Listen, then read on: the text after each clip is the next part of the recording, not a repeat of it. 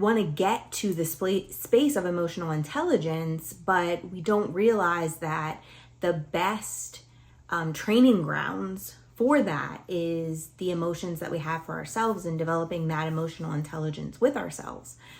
And so I thought about, emotional stuffers and people who just shove down their emotions, and even those people who think that perhaps they are emotionally intelligent, but they're still not accessing their own emotions, and what those people need or what might need to happen in order for that to actually be true. Because in order to be emotionally intelligent, you have to first, in fact, deal with your own emotions. And so sometimes when we're anxiously attached in relationship, what we'll do is we'll latch on so tightly because we don't trust the person and because we don't trust the process. So we feel like we have to be attached at the hip to this thing, because if we let it go or we let it breathe or we let it move on its own, then it might just decide to leave us, right? So that's what happens when you're anxiously attached. Now, when there's this other side of this, which is avoidantly attached. And when people are avoidantly attached, they avoid all things because of lack of trust in themselves. So they don't think they can make a good decision. They don't think that they're going to be lovable when they get into that space. And so they're kind of ambiguous, because if they're ambiguous, then they didn't make the choice that caused the pain that exists in their lives. Well, if you're in that place, I would just tell you that part of your healing journey is going to require you to really integrate your shadow into the process, right? So really think about allowing it to exist and allowing those emotions to be felt and allowing you to heal that version of you so that you can move on and not just perpetuate that exact same narrative. And so when you think about things that you've experienced and things that you've gone through, the thing that I do that really is so super helpful is to process it through the lens of like the inner child and like what that person would need. And so when you think about, where did you experience your first trauma? That's usually the age that you need to reach back to. And for some of us, it was like 5. For some of us, it was 2. For some of us, we were born into trauma. For some of us, it wasn't until the teenage years. But you think about how a person or a child that age needs to be cared for and spoken to and nurtured, and you reach back for that version of you and you care for her and you nurture her or him and you love on that version of you, because the only way that you're going to get rid of the aftermath of what has happened is to be in acceptance and curiosity of the person that you were when you acted out those behaviors. And what I found was that one, you can't fully control another person. So no matter how many things I changed, no matter how many eggshells I walked on, there was always more things that were triggering because he wanted to control the entire situation. So I essentially became a puppet. I essentially became somebody who just moved, talked, behaved in ways that were appeasing to him, as opposed to being myself and saying, maybe I should investigate whether I need to continue to be here, because if my behavior is this triggering to him, then he either needs to be with someone else or heal his triggers before he can be with anyone. And that's not my burden to bear. So I'm not going to focus on that. And so I walked on eggshells. I tried to change his triggers, tried to fix him.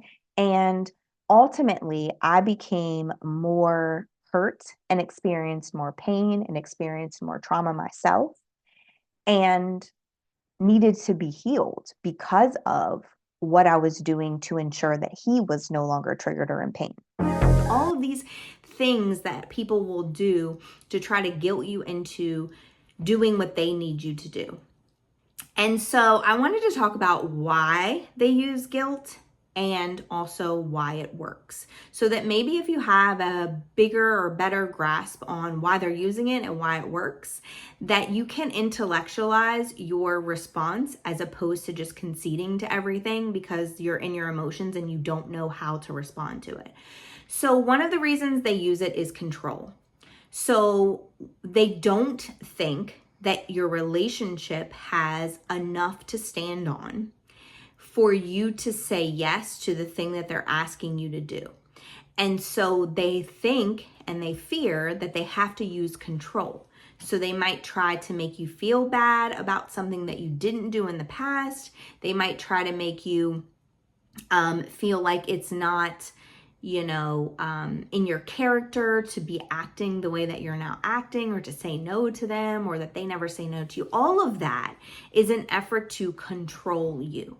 So if they can have some puppet strings on your emotions, then they can control what you're going to do as a result of that. Sometimes we're so accustomed to chaos that we don't realize that we are seeking more of it. We're actually addicted to it, and we want peace, but we're seeking chaos because it's the devil that we know. And we all know that we can get so accustomed to the devil that we know that we continue to seek it even when we're trying to avoid it, because that's what we're thinking about. We're thinking, I don't want to experience that again. I just want peace. I want my chaos to leave. And because we're so focused on that, we don't turn our heads to what does peace actually look like? If you are being utilized by God to do his purpose for your life, then your life is in his hands. So your utility and your usefulness and what you're here for comes from him. And your perspective of yourself is a result of what you know to be true about yourself, like what gifts he put into you for you to operate in this world. But if how you see yourself and think of yourself comes from the perspective of the outside world, their perspective is very limiting based on who they are, what they think of themselves, what they think of, God and his plight in the world. And so if you are placed in their life, i.e. their hands, then who you are and what you can do and what you can achieve is limited based on their perspective of you. But if you're placed in the life in the hands of somebody who sees you just like God sees you, then your ability to go into that life and do and achieve the things that God put you here for is far easier. It is time for us to rediscover our voices, right? If life and the things that you have endured have made you feel like silence is the safest space to be in, then I would urge you to recalculate that information, because we can't walk into our adult. It's the reason why sometimes you'll be in a conversation and you still feel like a child in a conversation with adults, because you are still adopting those childlike characteristics and you're still being influenced by the way that you were spoken to as a child, even though you're no longer one. And so you tend to navigate that conversation in those same spaces and ways. You don't have to do that anymore. You're a whole adult. You get to decide if you want to be in the conversation. You get to decide if you want to interject your opinion into the conversation. You get to decide if you want to leave the conversation. You get to decide what your opinion is and the way you feel about something, and you don't have to be influenced by the people around you, nor do you have to conform to their thought processes. Maybe when you are deserted, or maybe in the space where you feel deserted, maybe you're just in the desert. And if you know anything about some characters in the Bible and the way that God uses the wilderness to do his work, you'll notice that Moses was in the desert, Elijah was in the wilderness, Joseph, Paul, and even Jesus spent time in the wilderness. And in those spaces, God was able to give them wisdom, show them the lessons they were supposed to learn, show them the things that were going to tempt them. And won't he do that for us too? Won't he put us in spaces of isolation where we feel like we've been deserted, when we're actually just in the wilderness, learning the things that we need to know and gaining the tools that we need to gain in an effort to go into the next space that we're going to go into? And sometimes that might feel like it lasts for the 40 years that it lasted for those people in the Bible, but it really isn't. It really isn't as long as we feel like it is. It's just that we're enduring something that feels like long suffering. But if we switch our perspective from that long suffering to what is it that I'm actually supposed to be learning from this, that's where the real magic happens inside of that period of isolation. The way that we figure out what our goal needs to be is to find whatever our toxic trait is. And if your toxic trait is something that you are unaware of, and you look for that love language, how you show people that you love them, and you notice that you're overindulging in the thing, like I can tell you that mine is acts of service. And there have been times where when I didn't feel self love on the inside, I would absolutely not be able to sit still. I would try to earn people's love by doing things for them. And I would consistently try to earn my own self love by doing more things and not allowing myself to rest. And so perhaps all of those toxic traits just need a focus. And maybe your word of the year is self love. And maybe you need to figure out what that looks like for you and what it feels like to actually internally be loving to yourself. It requires you to access your capacity. So just because you don't have enough to do it today doesn't mean that you're incapable of doing it. And just because you didn't have enough to do it previously doesn't mean that the next space you go into has to be a toxic attachment to the things that you're unwilling to do because when you did them before, they were taken advantage of. But if you're healthy yourself, you're going to recognize healthy people. So if you're going into this family function with a real feeling of I'm not going to gossip about people, I'm not going to judge people, I'm going to go in here and have positive conversation, I'm not going to fuel the room with negative conversation, I'm going to be fully myself, but I'm also going to be very aware and conscious of the conversations that I'm having and oversharing or undersharing or wearing a protective guard around me, etc. So if you can go in a healthy space yourself, allowing things to exist as they are, but then also knowing that you are able to draw breath and hold space yourself, then you'll recognize the healthy, but you'll also be able to identify the toxic. When I look back and I reflect on my journey, yes, there was an occasion where I acknowledged who I was in the absence of my life with God. And I made a decision to invite him into my life and say, okay, from this point on, I need you in my life. But even as I look before that, and I look at the occasions and the journey of my life, I can tell you that there's always evidence of the presence of God in my life. So even though I didn't acknowledge him, it's not to say he wasn't there. So when I got to a point, I think it was actually when I was about to have my first daughter, I thought I love to control things. I want to be in charge of things. I'm about to have this baby. What's going to happen with this baby? I need to be at work. I need to be away. I'm going to leave them in places. So there was a level of surrender that says, I don't have it all. I can't be in all places at all times. I need God. So that was the turning point. I hope that this is helpful. I hope that you are able to see what your green flags are and what you need to experience in a relationship. Some of these are universal, but all of them may not be. And so really thinking about what are your core wounds? What are the things that you need in relationship to make you feel safe and appreciated and seen and like a partner? And what are those green flags that you're looking for to ensure that you find that in a partner instead of writing down all the red flags so that all you can see is this filtered lens of little red flags everywhere you go? When we have things that are going on in our lives, when we have burdens and we have problems and we have pains and we carry them around in our bag, what we're really doing is concealing them and tucking them away so the world doesn't see them. And we're wearing a mask so that we don't have to tell the world about these burdens that we're carrying. But we're not realizing that they're weighing us down every step of the way. The things that we aren't willing to deal with, but are still carrying as weight in our bags, are weighing us down every step of the way.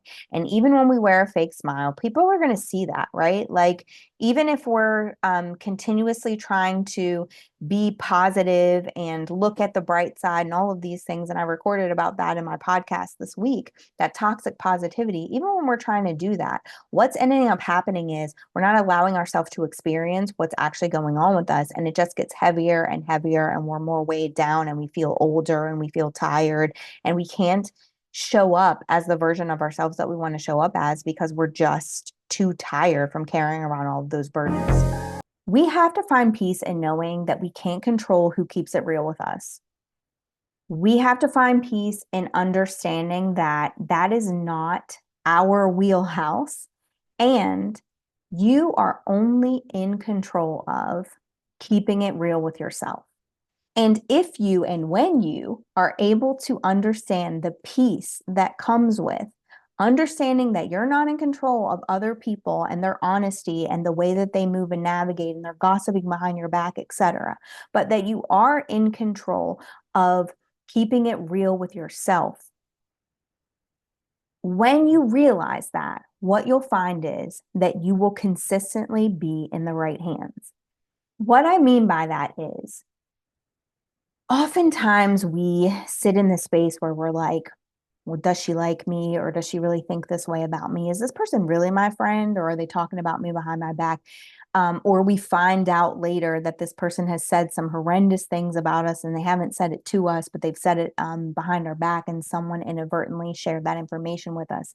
And we're so upset about the other person. And I've said this so many times, but the best therapy session that I ever went to was when my therapist said, instead of asking yourself why this person is this way, why aren't you asking yourself why you're willing to deal with a person who is this way? So you can't just will it away, but you can trick yourself, because this is all a psychological thing. You can trick yourself into understanding the difference between real danger and danger that's created in your own mind. And the way that you do that is to develop a trust for yourself and to develop a trust for God. Because here's the thing. Anxiety at its core is fear. Fear can be overcome by trust. So if I fear the things that anxiety are telling me to be true, if I trust me and I trust God, then I don't trust the fear. All of the spaces that you've gone through before where you felt miserable and like you're at the end of your rope and like you just can't endure anymore, you've come through those. So that's a positive. It just means that this is going to be much like those situations where you felt like you weren't going to be able to get to the other side, but somehow you did. And I also want to encourage you by saying that that somehow is God. So, like, once we get to the end of our rope and we can't do it anymore, that oftentimes is the part in our journey where we will throw it over to Him and say, I just can't endure anymore. Jesus, take the wheel is what I always say, but like, you got it. I can't do it. So I'm counting on you and your strength, because my strength cannot get me through it. And He will, because He does, because He has a plan. And what happens once we get past this point, and even though some of the hardest things have happened and we are in a space where we're trying to count it all joy, what happens is that one day you'll start to see how every fault, every failure, every flaw was necessary. Ultimately, when we're making choices and decisions and life is happening and we're resting in that emotional state, we're making decisions that we connect to safety. So our fear is, whatever that core wound is, my fear is I'm not enough. So if I can just be more, then, He's going to be able to make this change into communicating well later in our relationship. So my fear is telling my emotions that I can do something to change this, right? And because I have that fear, I don't want it to look like externally that is true, that I'm not enough. Or my fear is that, there's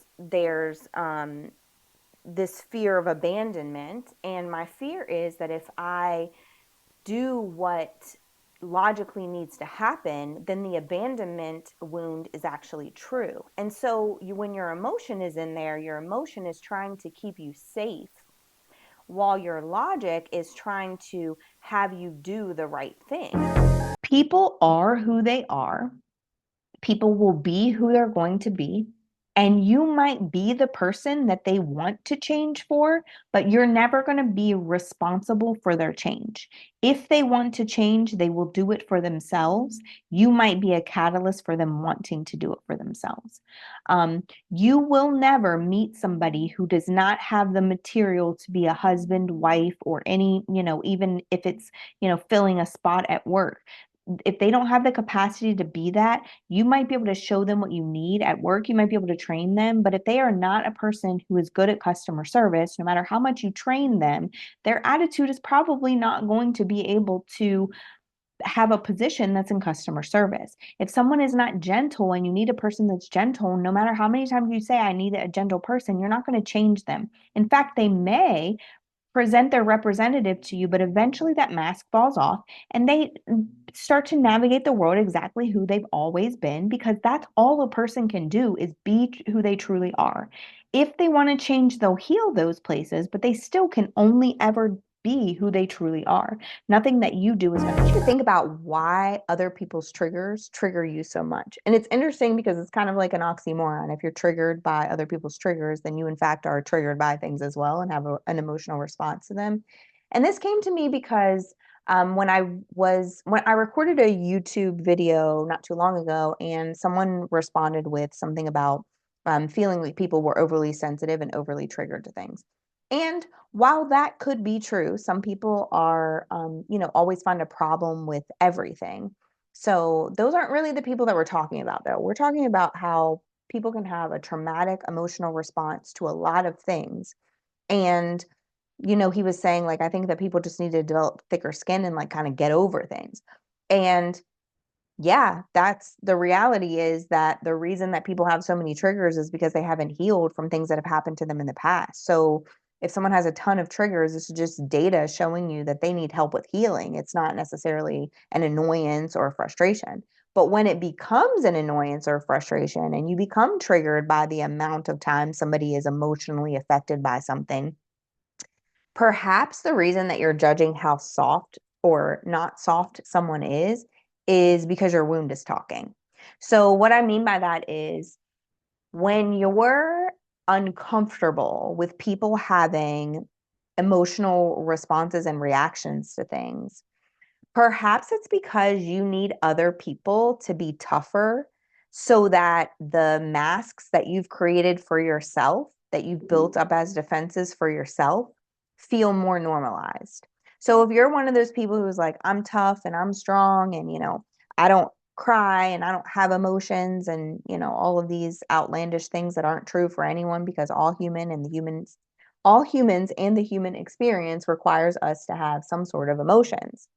However, if you're one of those people who walk around talking about how tough you are and how you're not emotional and how you respond to the world, by being this toughened exterior person, you don't let anything affect you and you're hard or whatever it is, maybe the reason why you're so triggered by people having emotions is because you haven't ever allowed yourself to have them. So when I really started to think about what would create emotional rest, because the rest that I think that I need, I'm not capable of getting that rest. My life doesn't allow for that type of rest. Now, could I sit down more and not do all the things? Of course. Could I stop creating projects for myself? Of course. Could I pay some people to do the things that I spend my weekend doing? Probably. However, there are a lot of tabs running in the background of my brain that make it so that I'm overwhelmed and exhausted in just my everyday activity.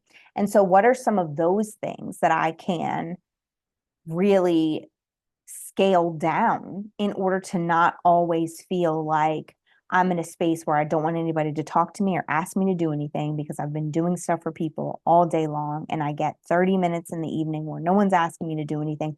And I don't want you to ask me to do anything else or to have an expectation or to have a role to play, right? So the first thing is, if you're an overthinker like me, which I know a lot of us are, we have to learn how to rest our minds. And something, again, that I said on the podcast earlier this week is you can stop the thoughts that are in your brain. And oftentimes we let them run rampant because we're like, well, I'm just thinking through this. No, you're letting your thoughts run your emotions. So when we're overthinking, we just are on this constant loop of thoughts and catastrophizing things and finding chaos and looking for problems so that we can already have the solutions mapped out. When that overthinking is not allowing us to ever rest our mind. If you want the fruit of a healthy relationship, you have to discover the root of your wounds. If you don't know the root of your wounds, you will never get different fruit. You'll continue to get in those same spaces with similar people, perpetuating the same exact narrative over and over again. And you'll wonder why it's happening because you haven't self-assessed enough to determine what's the root of the reasoning for me continuing to be in relationship with these same people. Now, for me, it was people who made me feel as if I had to earn my spot in their life or I had to be something other than myself, try really hard to be accepted and loved by them. And there was a constant feeling of potential rejection from those people. And somehow, once I actually did the assessing, I realized, but somehow that made me feel like I could potentially be good enough because if that person chose me, if that person approved of me, then I was going to be good enough. And the thing is that there's a beauty inside of this space, this healthy relationship, and the way that it exposes you. It makes you feel naked, it makes you feel seen, but then it also makes you feel seen because we've spent so much time trying to stifle ourselves so that other people will approve of us and other people will tolerate us in the toxic relationships that we were in the past, that we forget that that's not the way relationship works. This person is supposed to love you, and if they love you the way that they're supposed to love you, then what you're trying to figure out is how you can do a dance together that is harmonious as opposed to this push and pull that you're used to in the past. So when you get fully exposed, when you're able to be fully naked with this person, then you are able to uncover opportunities where you can work on some things that you didn't even know were an issue for you. Opportunities where maybe you felt like that thing was just in you, but really it was just your attachment to all the things of your past.